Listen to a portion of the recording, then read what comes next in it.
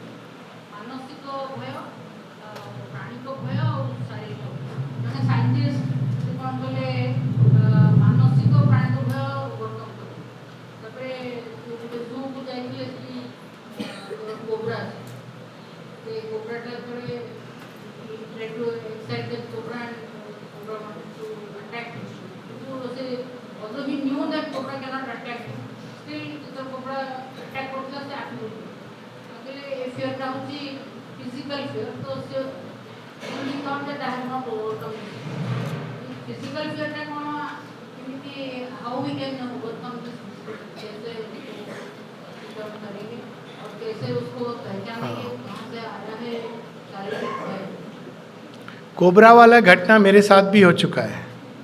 पूना में एक cobra park है, फिजिकल फियर के ऊपर क्वेश्चन है. तो वहाँ पे एक ब्लैक कोबरा एक ग्लास के केज में है, और चूंकि मैंने एक घटना पढ़ा हुआ था माँ का, तो मैंने कहा मैं भी देखता हूँ क्या होता है. तो मैंने जाके अपना हाथ वहाँ रखा. मुझे पता है कि ये तो ग्लास है, माइंड को पता है. इतना स्विफ्ट रिएक्शन था उस कोबरा का कि just immediately my hand went. Then I realised. तो वो इतना सॉलिड था कि now I want to do the experiment again, क्योंकि अब ठीक है मैं प्राइम हो गया हूं. लेकिन वो मेरा मन कह रहा है कि नहीं नहीं नहीं, हालांकि physical mind, although I know it. So next step was कि okay I will keep it. Now I know. Now ये ऑफ कोर्स ये कंडीशनड एक्सपेरिमेंट है, पता है फाइनली नहीं होगा, तो यू कैन ओवरकम दैट. एक दूसरा हुआ था स्विमिंग, जब सीख रहा था सी स्विमिंग. तो फिजिकल फियर बहुत डीप रूटेड होता है, क्योंकि वो एक कई मामले में ये एक सर्वाइवल इंस्टिंक्ट भी है. माता जी से एक बार किसी ने पूछा था कि अगर मैं जंप करने वाला हूँ और मेरे अंदर एक अनईजीनेस फील होता है, तो मुझे उसको ओवरकम करना चाहिए कि नहीं. माँ कहती है अगर अनईजीनेस है देन डोंट डू इट. तो ये एक थोड़ा सा इसमें एक वो है, क्वेश्चन मार्क है, क्योंकि वो आपको इंडिकेशन मिल रहा है, शरीर कह रहा है कि मत करो. वो फियर नहीं है, वो एक कॉशनिंग है. तो फिजिकल फियर बहुत अधिक सर्वाइवल इंस्टिंक्ट से जुड़ा हुआ है हमारा. लेकिन अल्टीमेटली अगर ओवरकम करना है तो उसका एक ही तरीका होता है सभी तरह के फियर का, और वो होता है बाय फेसिंग द सिचुएशन.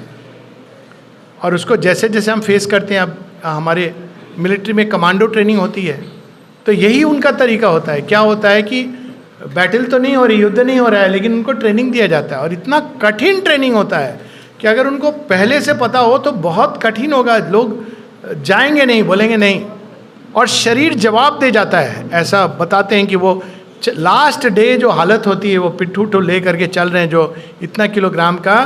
मेरे एक मित्र बता रहे थे कि हम लोग इतना हालत हो गई थी कि सामने एक गड्ढा था, रियलाइज नहीं किया लीडर ने, वो गिरा, उसके पीछे दूसरा गिरा, तीसरा गिरा, सब गिरते. लेकिन वही ट्रेनिंग कर करके अंत में हमारा बॉडी रीट्रेंड हो जाता है. तो अब ट्रेनिंग क्या है, अगर हम इसको संक्षेप में देखें तो ट्रेनिंग यही एक प्रोसेस है जिससे हमारे सेल्स के अंदर, शरीर के अंदर भय अल्टीमेटली समाप्त हो जाता है. क्योंकि हम उसको इतने बार फेस करते हैं, ओवरकम करते हैं, तो कहीं ना कहीं शरीर के अंदर ये चीज़ आ जाती है.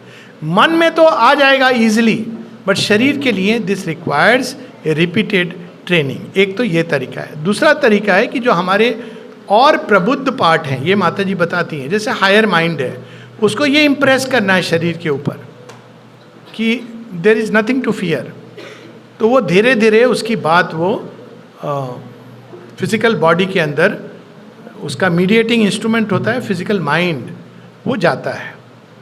तीसरा एक तरीका होता है जो मंत्र का शरीर के ऊपर डायरेक्ट इफेक्ट बहुत सुंदर होता है. और ये चीज़ भी मैंने देखी है कि ऐसी सिचुएशंस जिसमें फिजिकली, मतलब साइकोलॉजिकल नहीं, फिजिकल लेवल पे एक भय है, वहाँ जस्ट रिपीटिंग द मंत्रा. तो उसमें माँ बताती हैं कि बेस्ट है कि अगर तुम्हारा अपना कोई मंत्र है जो तुम्हारे अंदर स्वाभाविक रूप से आता है, automatically it works like magic. Physical चीज है चारों तरफ से। मतलब ऐसी भी घटना मैंने फेस की है जहाँ पे वो मतलब जो टेररिस्ट टाइप के लोग, नॉट एग्जैक्टली, वो आ गए और वो मंत्र स्टार्ट हो जाता है, लेकिन वो ऐसा काम करता है जैसे कुछ नहीं है, और आप उससे निकल भी जाते हो और आपको मालूम नहीं पड़ता है कि ये कैसे संभव हुआ। तो वो मंत्र is a very very powerful one step remedy. तो आप सब लोग मंत्र को अपने अंदर, अपना अपना मंत्र जो आपके अंदर आए स्वतः ही उसको जप करने का, मंत्र के द्वारा बीच बीच में कनेक्ट करने का ये अभ्यास करना चाहिए। तो फिजिकल फियर को ओवरकम करने के ये कुछ उपाय हैं। ये करते थे हम लोग। एक और तरीका होता था, जैसे लोग ये करते थे हनुमान चालीसा। अब मैं रियली जानता हूँ ऐसे लोगों को जो ये बार बार रिपीट करते हुए भूत पिशाच निकट नहीं आवे, महावीर जब नाम सुनावे। अब क्या क्या होता है, वो हनुमान जी का नाम, तो नाम जो होता है भगवान का, उसके अंदर बहुत शक्ति होती है।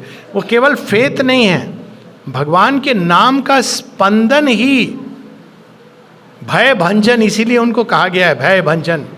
माँ माँ माँ माँ माँ, भय भंजन। अंदर से भी भय चला जाएगा और भय के जो बाहरी कारण है वो भी निर्मूल हो जाएंगे। हाँ बेटा बोलो।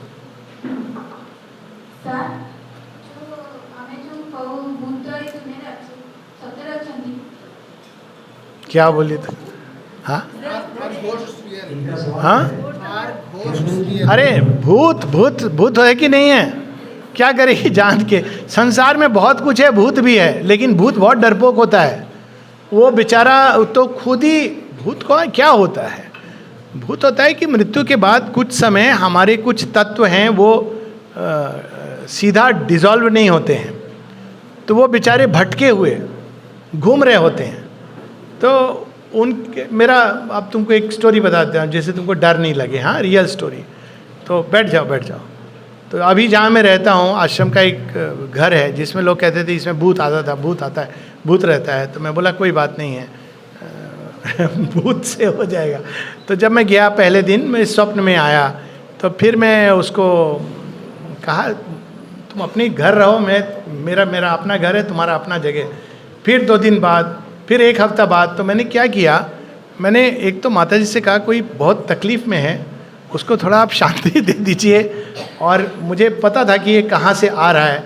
वहाँ जाके मैंने उस वृक्ष के पास कहा देखो तुम यहाँ रहो, मैं तुमको कोई परेशान नहीं करने वाला हूँ, और मेरे को मेरे घर में रहने दो, मैं जगत जननी का बच्चा हूँ, तो इसलिए ज़्यादा करीब आने का चेष्टा मत करना, तुम्हारा भी फ़ायदा है मेरा भी फ़ायदा है।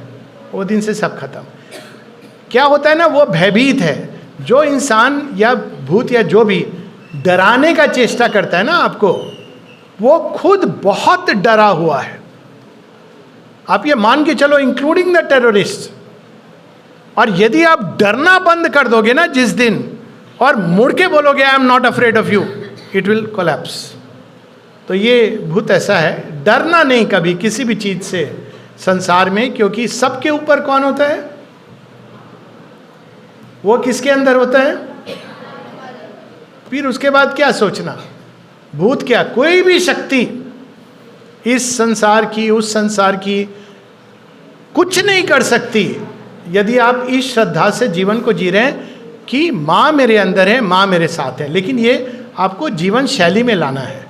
अचानक एक दिन उठ के सुबह बोलोगे अरे रे माँ, तो भी काम करेगा। आर्त की प्रार्थना भगवान सुनते हैं, लेकिन अगर इसको जीवन में डाल लोगे तो माँ कहती है कि अगर ये तुमने राइट एटीट्यूड रखा अंदर में, अशांत नहीं हो, शांति से शांत हो, अंदर में घबरा नहीं रहे हो, तो माँ कहती है कोई तुमको मारने के लिए तलवार उठा के, बंदूक उठा के खड़ा है, तो भी वो नहीं कर पाएगा। कोई चीज़ उसको रोक लेगी, नहीं करने देगी, क्योंकि आपके अंदर ऐसी ऊर्जा का क्षेत्र बनेगा, ऐसा कुछ होगा जो आपको भी पता नहीं चलेगा कि उसके ऊपर क्या हुआ।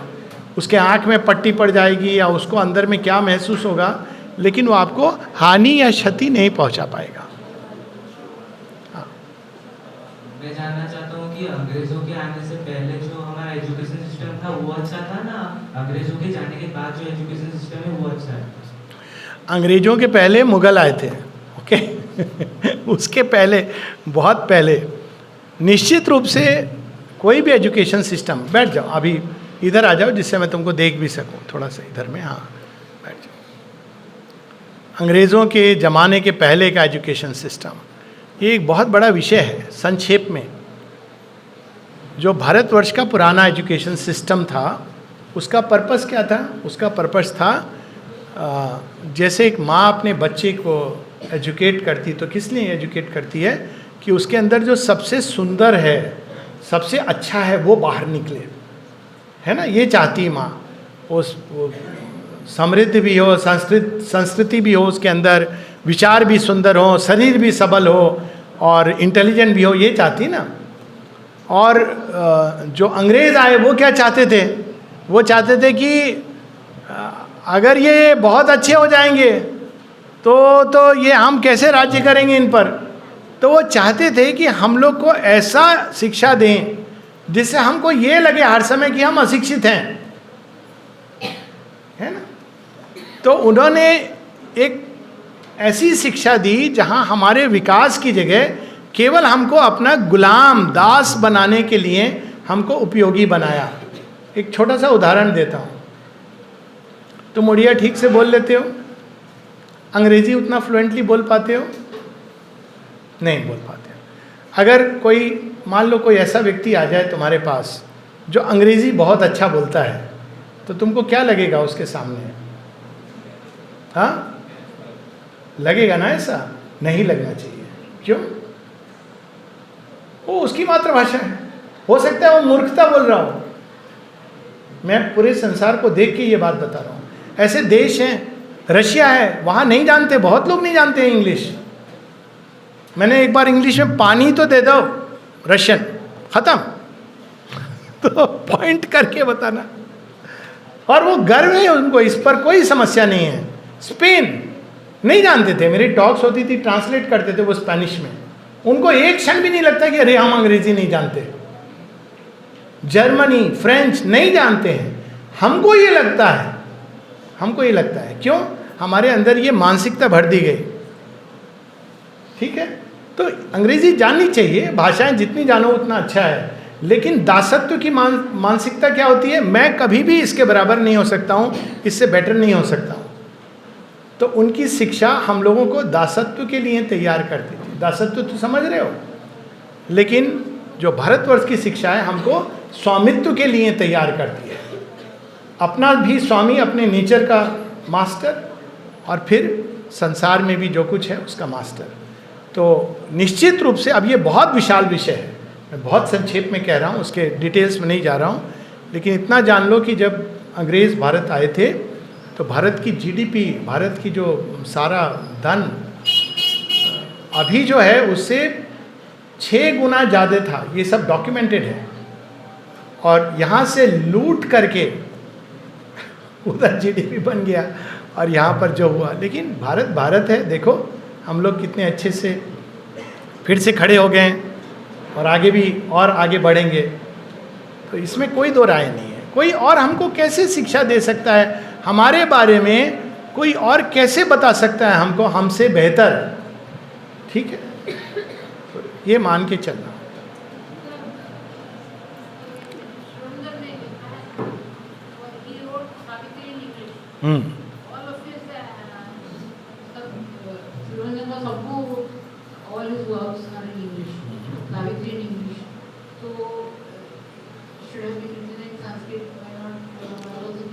हाँ, तो इसका तो बहुत सुंदर संक्षिप्त उत्तर है। उसका डिटेल उत्तर बाद में कि श्री अरविंद ने तो लेकिन सावित्री अंग्रेजी में लिखी है। आपको जानकर आश्चर्य होगा कि अंग्रेजी के बड़े बड़े पंडित, पोइट, थिंकर्स सावित्री को न पढ़ पाते न समझ पाते। और आपके मेरे उड़ीसा में, ठीक है, जहाँ इंग्लिश इतनी नहीं आती, सावित्री के स्टडी सर्किल होते हैं और उनसे कहीं ज़्यादा समझ आता है। तो ये जो चीज़ है यही अद्भुत बात है। और ये मैं एक्चुअल फैक्ट बता रहा हूँ कि नहीं समझ आती है, इंग्लिश जानते हैं। अगर इंग्लिश से सावित्री का समझ का होता तो सबसे ज़्यादा सावित्री कहाँ बिकती? इंग्लैंड में। पोइट्री भी है वहाँ पे, इंग्लिश पोइट्री है, एक से एक बड़े पोइट हुए हैं, वर्ड्सवर्थ हैं, ब्लेक हैं, आर्नल्ड हैं, बहुत सारे हैं, लेकिन सावित्री नहीं समझ आती। बर्ट्रैंड रसल को नहीं समझ आती, लेकिन उड़ीसा में समझ आती है। क्यों? क्योंकि वो एक भाषा तो है, लेकिन वो ठीक है। इंग्लिश, मैं तो कहता हूँ इंग्लिश इसलिए सीखनी चाहिए कि हम लोग श्री अरविंदो को पढ़ सकें और एक इंटरनेशनल उसके लिए जरूरी है। लेकिन जो समझ है किसी भी भाषा का, एक दूसरा साइड होता है, और वो केवल भाषा के बाहरी ज्ञान से नहीं आता है। और इसके बहुत सारे उदाहरण हैं हमारे हिंदी में। मम्मी को जाते हुए पूछते, मम्मी मैं जा रही हूँ, परमिशन चाहिए। मम्मी कहती है जा। अब बोला तो उन्होंने जाने को, आपका मन क्या कहता है? बोल रही है, मन में है ना। तो भाषा के अंदर बहुत ऐसी सटल नुएंसेस हैं किसी भी भाषा में। तो इसीलिए सावित्री केवल इंग्लिश जानने से नहीं होता है। और वो सटल नुएंसेस इतने सुंदर सुंदर हैं सावित्री में। पूरी की पूरी सावित्री भारतीय मानसिकता के रंग में ढली है। आपको एक उदाहरण देता हूँ सावित्री के अंदर, जो इंग्लिश ऑडियंस कभी नहीं समझ पाएगी, लेकिन हम लोग समझ पाएंगे। सावित्री जब आती हैं अपना वर का चयन करके, तो आती हैं कोर्ट के अंदर, वहाँ राजा बैठे हैं, रानी बैठी हैं, नारद भी बैठे हैं। तो नारद क्या कहते हैं? नारद कहते हैं कि हे पुत्री, कन्या, तुम्हारे हाथों की लाली देख के ऐसा लगता है कि कोई बहुत सुखद अनुभव प्राप्त करके आ रही हो। अब देखिए पूरा पैसेज में वो डिस्क्राइब कर रहे हैं कि तुमको मिल चुका है अपना वर, लेकिन वो इतना राउंड अबाउट वे में कर रहे हैं कि हम लोग इसको समझ जाएंगे। क्योंकि हम लोग इस तरह से नहीं बोलते हैं कि अरे हमने अपना you must have found your husband, tell me his name, नहीं। लेकिन एक इंग्लिश मानसिकता को ये समझना बहुत कठिन होगा। बहुत सारे पैसेज हैं ऐसे सावित्री में, इवन जब वो स्पष्ट कहती हैं father I have chosen it is done, उसमें जो एक स्ट्रेंथ है कैरेक्टर की, वो एक भारतीय मानसिकता से समझी जाती है। तो मुझे तो ये लगता है कि सावित्री में पढ़ने के लिए इंग्लिश ज्ञान के साथ भारतीय मानसिकता जरूरी है। वो भारतीय कंटेक्स्ट की कहानी है, और इसीलिए जब हम उससे देखते हैं तो हमको आसानी से पता चलता है कि इसका सूक्ष्म तत्व क्या बता रहे हैं, बताया जा रहा है। बहुत कुछ है सावित्री में जाने से, पर ठीक है, इंग्लिश सीखनी चाहिए सावित्री पढ़ने के लिए और श्री अरविंद के वर्ड्स पढ़ने के लिए। और कोई प्रश्न है? हाँ हाँ please.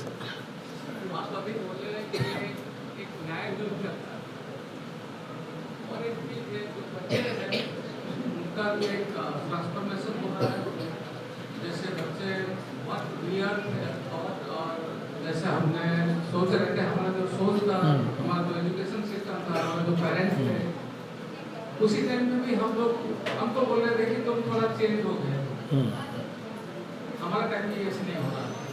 But this education system just transform 35 years before, 35 साल पहले इस गति से, हाँ इस गति से चेंज हुआ था। हाँ, एंड 35 साल पहले जो है, जो जनरेशन है अभी, and they are now controlling the world, तो हम उसको बोल सकते हैं क्या वो एजुकेशन सिस्टम खराब है? नहीं, वो एजुकेशन सिस्टम के कारण नहीं हुआ। बैठिए बैठिए, वो जो हाँ, आप बैठ के पूछ लीजिए। हाँ हाँ हाँ, खड़ा रहने का प्रिविलेज मेरा है।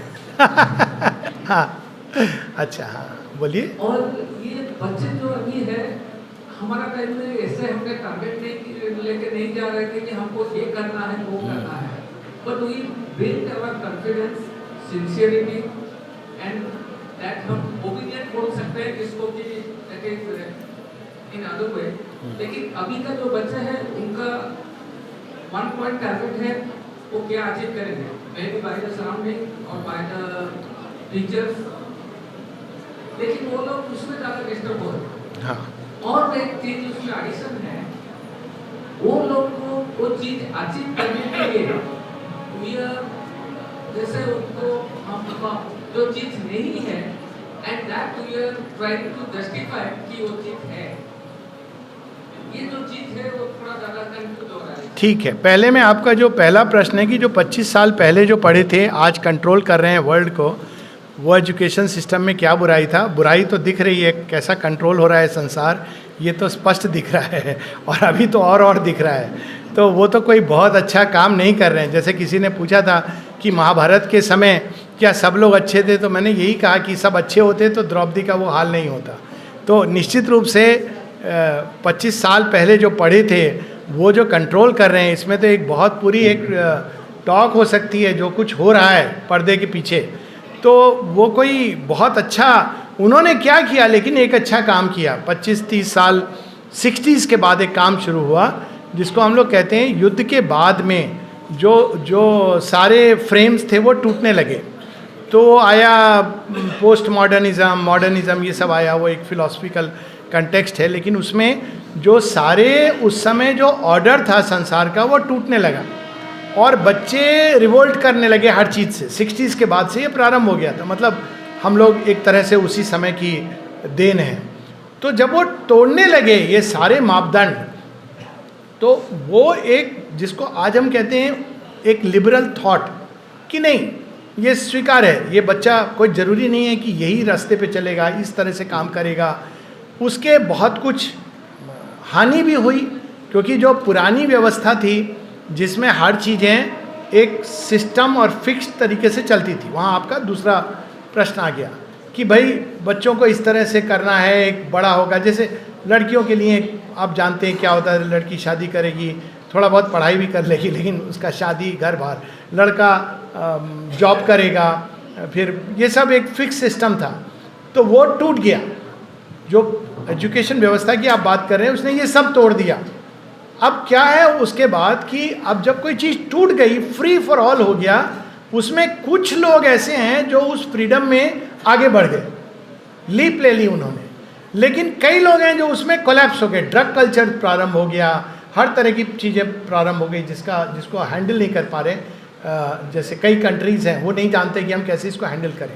ड्रग कल्चर एक बड़ी, और भी कई चीज़ें जो मैं अभी बोलना नहीं चाहूँगा, बच्चे भी हैं, लेकिन वो सब प्रारंभ हो गया क्योंकि एक व्यवस्था टूट गई। अब ये जो बच्चे आ रहे हैं जो खासकर भारतवर्ष के कंटेक्स्ट में, ये जो आपने कहा ना अचीवर्स, तो अब ये एक नई चीज़ को लाने की चेष्टा करेंगे क्योंकि पुराना टूट गया। उसमें लिमिटेशन थी, सेफ्टी थी, सिक्योरिटी थी, लेकिन प्रोग्रेस एक सीमा में थी। अब टूट गया वो, तो अब बहुत सारे एवेन्यू खुल गए। अब लेकिन इसको कैसे अपने जो फ्रीडम है उसको चैनलाइज करें, तो वो प्रोसेस अभी चल रही है खासकर भारतवर्ष के अंदर, क्योंकि कई एवेन्यू खुल गए हैं। तो ये बच्चे अचीव करना चाहते हैं और अच्छी बात है, ये तो बच्चों का धर्म होना चाहिए कि हम फोकस करें, अचीव करें, कुछ भी असंभव नहीं है। और अच्छी बात यह है कि अब उनको कोई लिमिटेड ऑप्शन नहीं है। हमारे समय में एटलीस्ट मैं अपना जानता हूँ कि लिमिटेड ऑप्शन थे। जब हम 12th स्टैंडर्ड में, तो मेरे से पूछा था मम्मी पापा ने तुम क्या करना चाहते हो, जब भी पूछते थे तो मेरे को खेलने उलने में मज़ा आता था और पोइट्री लिखने में। तो मैं बोला मैं कवि बनना चाहता हूँ। इतना परेशान हो गए, जन्मपत्री मेरा दिखाया कि ये लड़का क्या करेगा, क्लास में फर्स्ट आ रहा हूँ, लेकिन उनको चिंता हो गया कि ये पोइट बनना चाहता है।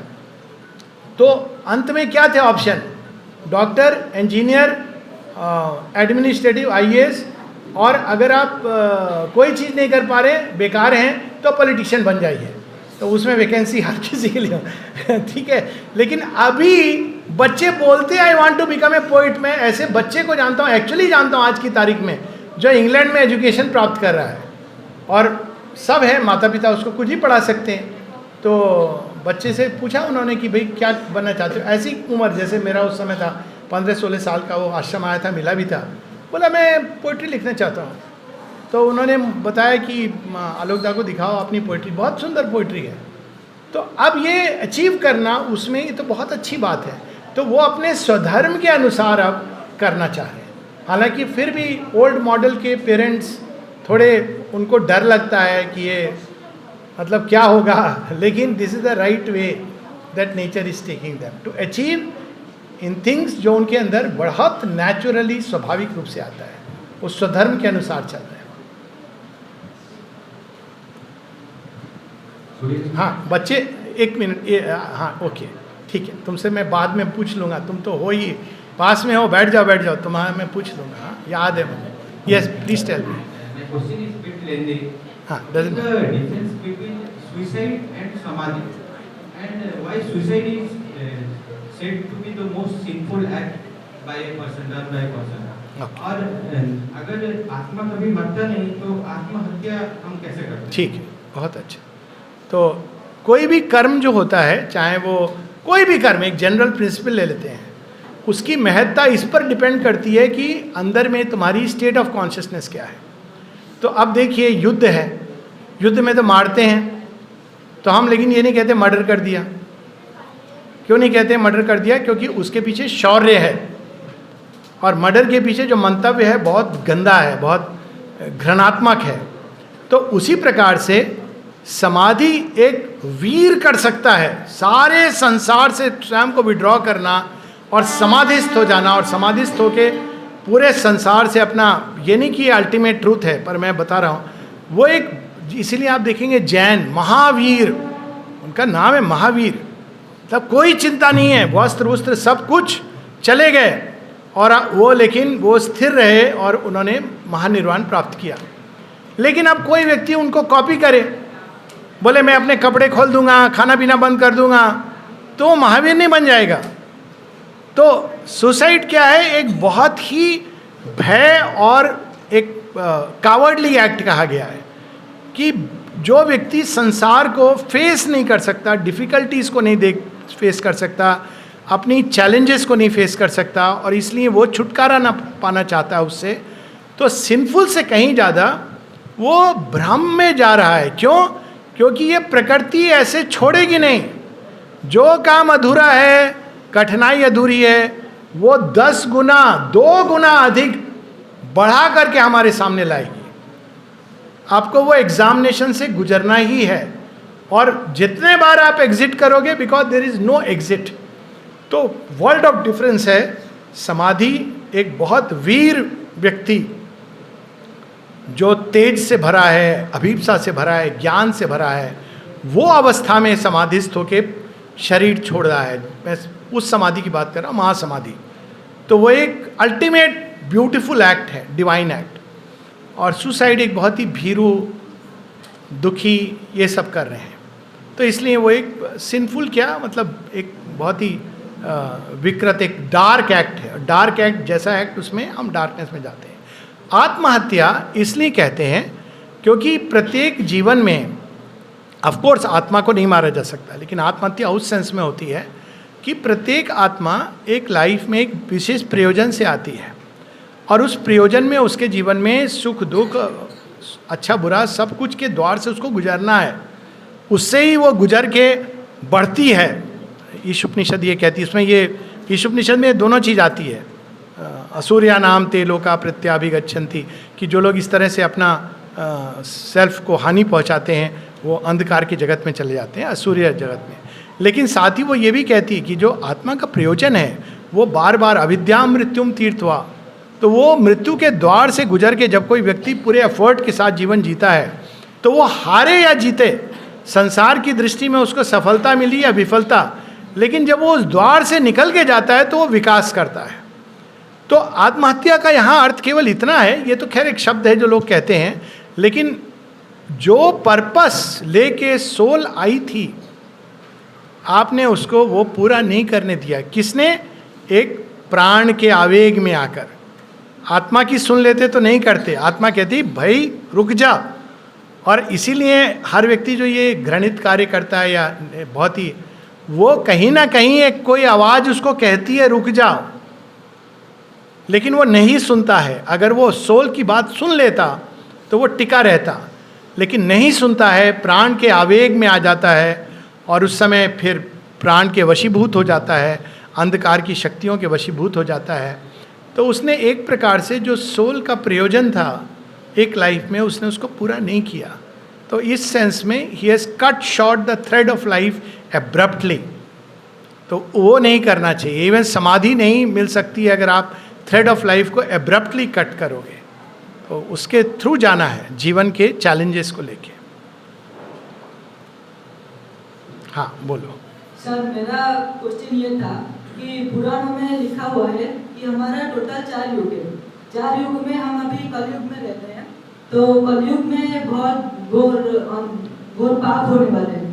और श्री अरविंद और श्री माँ के माने तो वो गए कि फ्यूचर में हम मानव से अति मानव होंगे, तो सर वो कैसे होंगे? अच्छा ठीक है, बैठ जाओ, बहुत सुंदर। पर पहले मैं करेक्ट कर दूं कि 2 तरह से पुराणों के अंदर ये युगों का वर्णन है। एक दृष्टि से ये है कि एक कैलकुलेशन के हिसाब से अभी भी कलयुग चल रहा है, ठीक है। लेकिन एक दूसरा कैलकुलेशन है, उसके मैं डिटेल में नहीं जा रहा हूँ, कि कलयुग समाप्त हो गया है, तो अभी हम सतयुग में जी रहे हैं। इसका प्रमाण क्या है? पुराणों के अलावा भी कुछ प्रमाण होना चाहिए। प्रमाण ये कि आज के जो बच्चे हैं, जिसमें तुम भी इंक्लूडेड हो, ठीक है, उनके अंदर कहीं ना कहीं सच को प्रेम करते हैं, झूठ बोलते हैं, लेकिन वो किसको रेस्पेक्ट करते हैं? जो व्यक्ति ऑथेंटिक है। ऑथेंटिक जानते हो क्या होता है? जो दिखावा नहीं कर रहा है। दिखावा उनको पसंद नहीं है, हिपोक्रेसी पसंद नहीं है ना आज के बच्चों को। तो ये हिपोक्रेसी पसंद नहीं है। वो कहते हैं जो चीज़ है आप सीधा बोलिए, बोलते हैं ना, टेढ़ा मेढ़ा गोलमोल बात नहीं, सीधा बोलिए। तो ये जो आज के बच्चे हैं और ये जो युग में हम प्रवेश कर गए, ये निश्चित रूप से सतयुग का प्रारंभ हो चुका है। और नेचुरली वो मनुष्य नहीं बदल सकता है, युग को मनुष्य नहीं बदलता है, भगवान बदलते हैं और काल की गति को वो बदलते हैं। काल की गति को कैसे बदलते हैं? क्योंकि वो काल एक रिदम से चल रहा है और अचानक उसमें वो एक नई चीज़ ले आते हैं, तो काल के अंदर गति बदल जाती है। जैसे आपका हार्ट टिक टॉक कर रहा है, वो वाला टिक टॉक नहीं, हाँ हार्ट का टिक टॉक। अचानक कोई बात होती है और एकदम टिक टॉक शुरू हो जाता है, फिर उसके बाद टिक टॉक क्यों? कोई चीज़ हुई और वो उसका रिदम बदल गया। तो उसी तरह एक रिदम है जिसके थ्रू ये सब चलते हैं। तो कलयुग का जो पर्पस, और ये युग ऐसा नहीं है कि पाप पुण्य इस तरह से नहीं, कलयुग में जो ट्रेनिंग दी जाती है मनुष्य को, मैटर शरीर इसके ऊपर काम करने की ट्रेनिंग मिलती है। तो वो ट्रेनिंग जब हो जाती है तब अब नया सतयुग आएगा, शुरू हो चुका है और उसके कई लक्षण हैं। क्या है तुमको कि नहीं आया है ऐसा लग रहा है? मैं तुमको एक चीज़ बताऊं, आज से 50 वर्ष पूर्व आपकी घर में दादी होंगी, नानी या दादी है ना? आप पूछना उनसे कि दादी या नानी उस समय आप लोग को पढ़ने के लिए फ्रीडम था कि नहीं था? जॉब करने के लिए फ्रीडम था कि नहीं था? आप पूछो, यहाँ आपके बगल में बहुत सारे लोग बैठे हैं, वो बता देंगे, उत्तर दे देंगे। उत्तर मालूम है ना? तो आपको क्या लगता है कि ये युग बेटर है या 50 साल पहले वाला युग बेटर था? है ना बेटर? ठीक है, आप आज यहाँ बैठ के प्रश्न कर पा रहे हो। 50 वर्ष पूर्व आप बोलते, मैंने भी ऐसी एक सभा में एक पंडित जी से कुछ पूछ लिया था, गुस्सा हो गए थे। मेरा मम्मी को बोला, आपका बेटा बहुत तर्क करता है, इसको बोलो बैठ जाए। लेकिन मुझे अच्छा लगा आपने प्रश्न किया। तो ये बहुत सारी ऐसी चीज़ें हो रही हैं जो इसका संकेत है कि युग बदल गया है और अच्छे की तरफ बदल गया है। बहुत सारे हैं, विज्ञान के क्षेत्र में, शिक्षा के क्षेत्र में आज हम लोग प्रयास कर रहे हैं कि चीज़ें बदलें, नई तरीके की शिक्षा हो। आज यहाँ पे आप लोग सब बैठे हो एक साथ में, है ना? ये सब नए युग के लक्षण हैं कि आपकी आयु में ये प्रश्न आप कर रहे हो, ये नए युग के बच्चे के लक्षण हैं। पहले जो हम लोग पढ़ लेते थे उसको मान लेते थे, अभी हम लोग उस पर प्रश्न करते हैं। बहुत सुंदर बात है। तो ये बहुत सारे लक्षण हैं कि ये युग बदल गया है। हाँ, हम लोग कितना तेजी से बदलेंगे युग के अनुरूप, ये समस्या है। युग बदल गया है लेकिन हम बदले हैं कि नहीं, ये प्रॉब्लम है। अगर हम नहीं बदलेंगे तो भगवान 2 तरीक़ा से बदलते हैं। एक तो बांसुरी बजाते हैं, दूसरा क्या करते हैं? हाँ, सुदर्शन चक्र लेते हैं, महाभारत भी होता है। तो ये हमको डिसाइड करना है कि युग तो भगवान बदलते हैं, हम लोग नहीं बदलते हैं। लेकिन अब उस युग के अनुरूप, उसके गति से हम बदलने के लिए तैयार हैं कि नहीं है, ठीक है। और बदलने के लिए क्या क्या चाहिए उसकी हम लोगों ने बात भी की, जो अप्रत्याशित की बात की ना, वाइडनेस, प्लास्टिसिटी, सिंसेरिटी, वो यही बात है कि हम कैसे इस युग के अनुरूप, इस नई चीज के अनुरूप स्वयं को ढालें, ठीक है। हाँ हाँ प्लीज। गोटे आमे समय भितर तो बंधा बहुत समय राति पाइगले भाई पाखर बहुत शुणा आग्रह प्रकाश करवा किंतु अतिक्रांत हो गलानी। ये गोटे शेष प्रश्न बोली मुझे धरने भाई। हाँ। आ या पर आमे भाई ठारो विराम। और बाकी सब व्हाट्सएप पे भेज देना, कोई चिंता नहीं है। हाँ? ओके।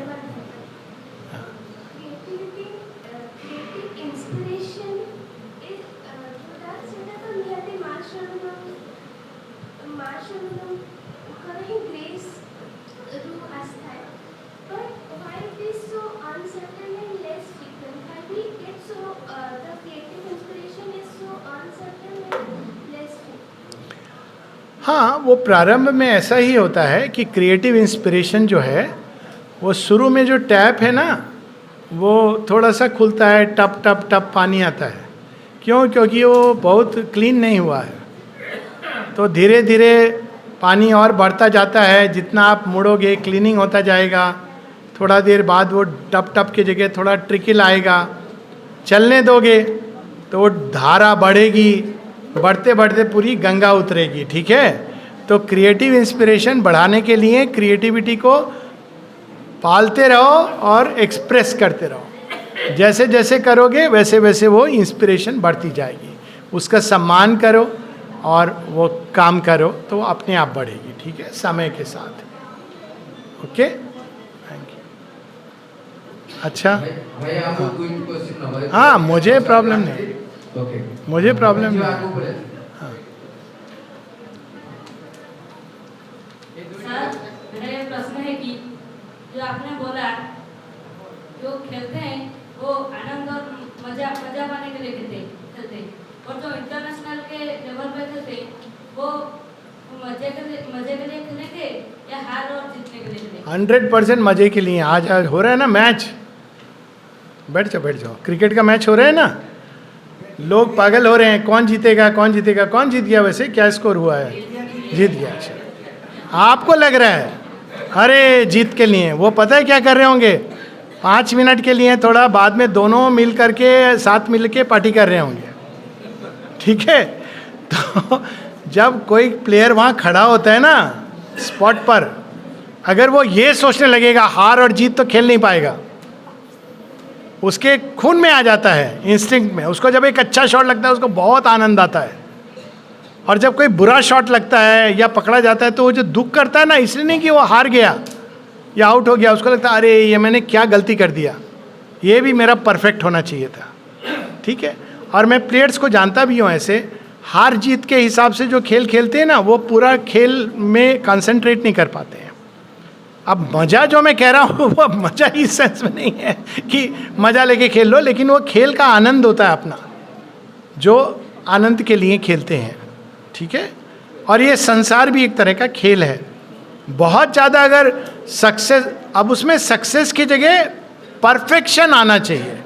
एक्सीलेंट करूँ मैं, वो शॉट मेरा ऐसा होना चाहिए कि गलती नहीं हो। तो वो लोग क्या करते हैं, कैसे प्रैक्टिस करते हैं? आपने गैरी सोबर्स का नाम सुना है क्रिकेट का? गैरी सोबर्स वेस्ट इंडीज़ के खिलाड़ी थे, उनके पिता बहुत संसार के वो one of the best players, according to me perhaps the best allrounder. तो उनके जो पिता थे वो धोबी थे। तो ये क्या करते थे, कैसे प्रैक्टिस करते थे? आपने देखा है ना धोबी का जो पट्टा होता है, तो वो बॉल को ऐसे मार मार के प्रैक्टिस करते थे, और वो संसार के इतने बड़े खिलाड़ी बने, ठीक है, एन्जॉय कर कर के खेल को। और अगर वो ये सोच के जब तुम आते हो ना कि ये मैं, वो प्रैक्टिस क्यों करते थे बार बार कि मैं शॉट को परफेक्ट लगाऊं, मेरा बॉल एग्जैक्टली वहाँ पर गिरे। ये सब मैं टेबल टेनिस, क्रिकेट में मेरा भी यही होता था। वो कितना भी अच्छा शॉट है, वो जो बॉल जब शॉट दे रहे हो ना आप टेबल टेनिस में, तो मेरा लक्ष्य होता था वो वाइट वाला में गिरे। इसमें ये इंपॉर्टेंट नहीं था वो उठा पाएगा कि नहीं उठा पाएगा, मेरा शॉट का परफेक्शन ऐसा होना चाहिए कि वो केवल वाइट लाइन, वो छोटा सा लाइन होता है ना टेबल टेनिस में, वहाँ पर गिरे। हर एक प्लेयर उसी तरह से प्रैक्टिस करता है।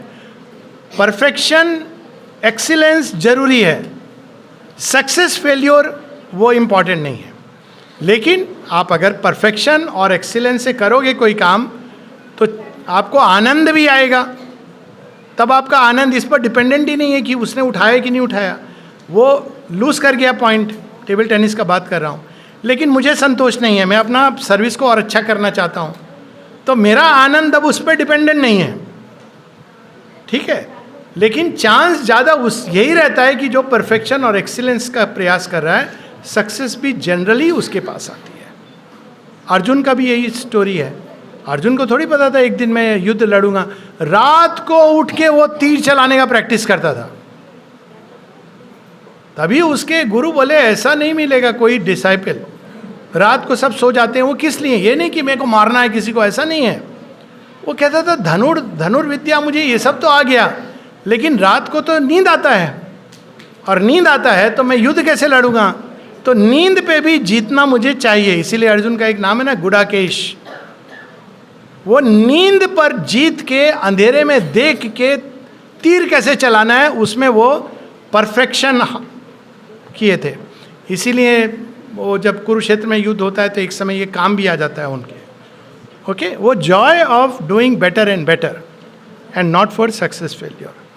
हाँ, तो मेरा ये क्वेश्चन है कि जब श्रीमा इंडिया आई थी, तो why did she choose to stay Puducherry out of all places? वो तो बैठ बेटा, तो माँ जब पांडिचेरी आई, सॉरी इंडिया आई, तो वो तो पांडिचेरी के लिए आई थी। तो उसका स्टोरी ऐसे, बैठ जाओ, कि श्रीमा तो भारत भ्रमण के लिए नहीं आई थी। वो बहुत योग साधना में बहुत सब कुछ, समझो मैं तो एक शब्द में बोलूँ, सब कुछ रियलाइज कर चुकी थी जो भारत के योगियों ने किया है, और भी बहुत कुछ वो रियलाइज करने लगी थी जो जिसका कहीं वर्णन नहीं है।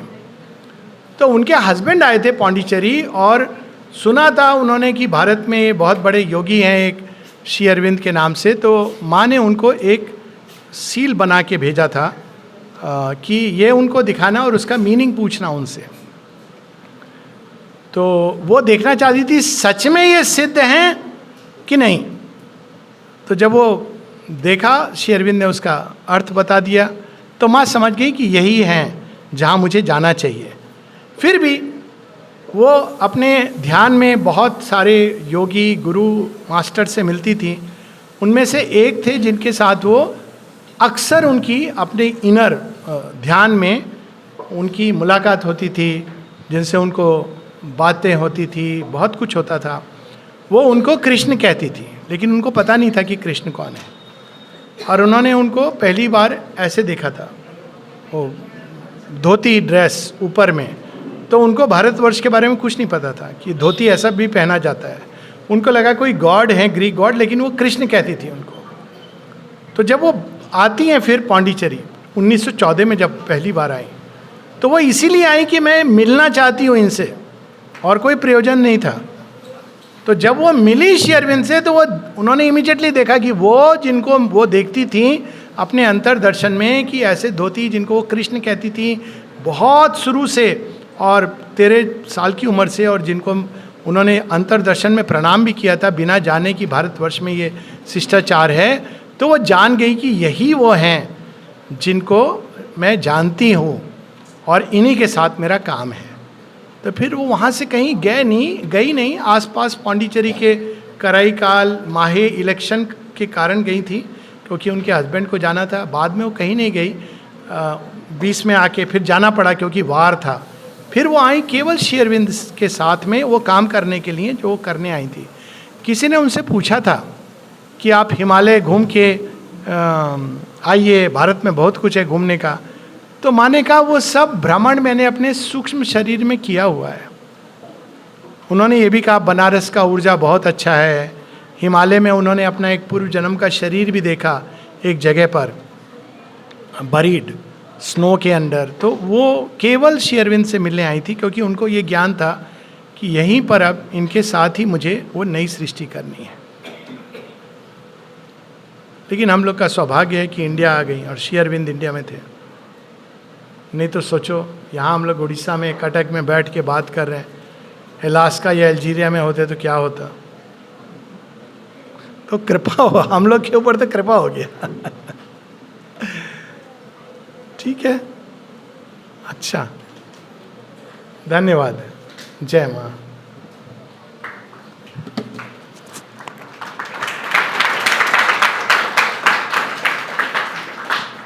अच्छा बच्चे लोग।